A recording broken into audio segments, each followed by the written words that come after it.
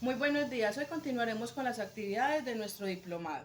A continuación realizaremos un análisis de la sentencia T-211-2019.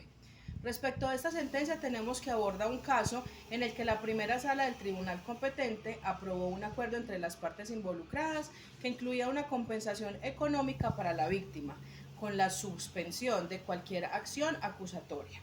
Posteriormente, la Corte Constitucional revisó tal decisión, realizando un análisis profundo sobre el acceso a la justicia, los derechos fundamentales y la validez de suspender procesos penales basados en acuerdos económicos, especialmente en el contexto de violencia contra la mujer.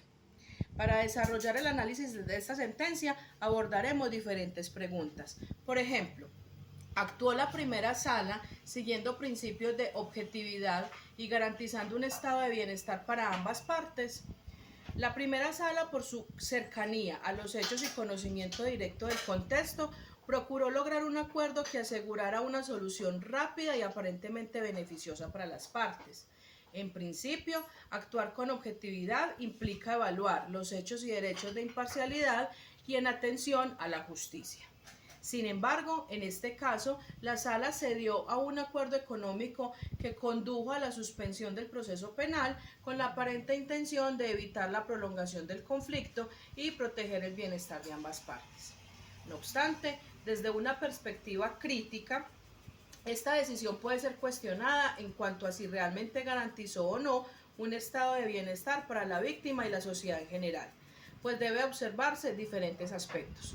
La objetividad exige evaluar no solo el interés de las partes, sino también el interés público y el mandato constitucional de proteger a las víctimas de violencia, especialmente de género. La suspensión del proceso a cambio de un acuerdo económico puede dar lugar a una justicia transaccional que no reconoce plenamente la gravedad del delito, ni garantiza reparación integral, ni sanción adecuada. El bienestar real debe incluir, además, la protección efectiva de los derechos fundamentales de las víctimas, que puede verse vulnerada si se prioriza la conciliación económica sobre la justicia penal. Por tanto, aunque la primera sala buscó un acuerdo, pudo haber faltado una valoración integral que garantizara una justicia completa y objetiva en términos de derecho y bienestar social. Ahora tenemos otro interrogante. ¿Tiene impacto suspender medidas o acciones acusatorias fundamentándose en un acuerdo económico? Si la suspensión de medidas o acciones penales, basándose únicamente en un acuerdo económico, tiene un impacto significativo, particularmente en casos de violencia contra la mujer, este impacto debe incluir riesgo de victimización.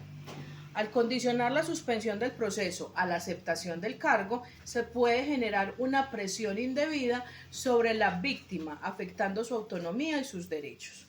Impunidad y falta de sanción. La suspensión puede traducirse en impunidad para el agresor, lo cual va en contravía de los principios de justicia restaurativa y protección integral.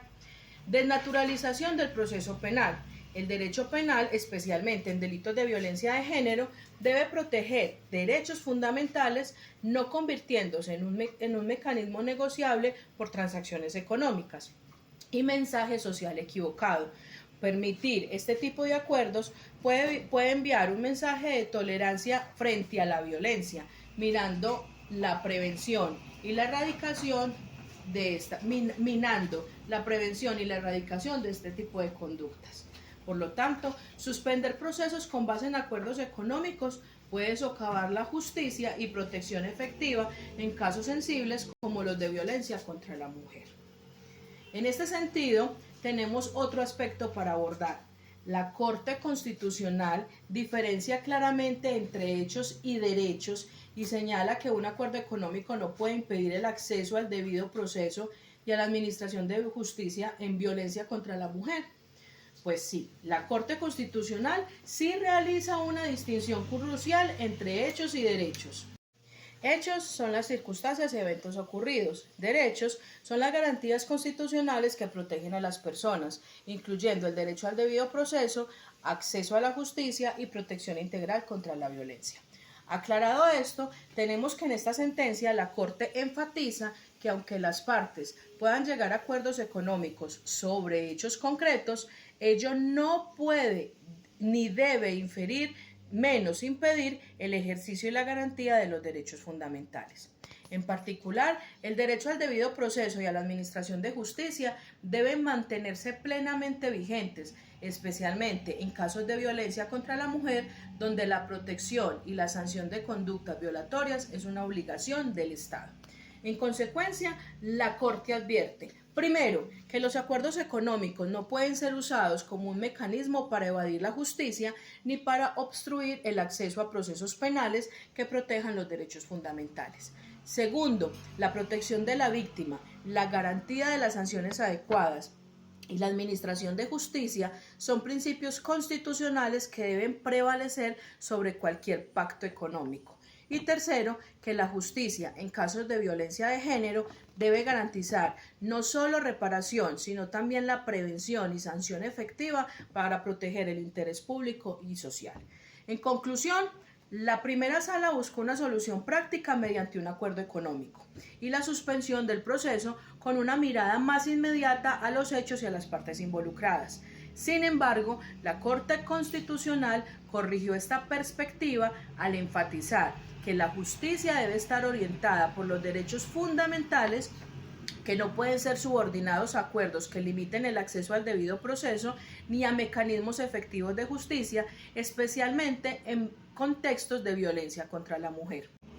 Así las cosas, la sentencia T-211 de 2019 reafirma así la primacía de los derechos sobre los acuerdos económicos y la necesidad de que el sistema judicial proteja integralmente a las víctimas, garantizando sanciones y prevención y no solo soluciones transaccionales. Hasta pronto.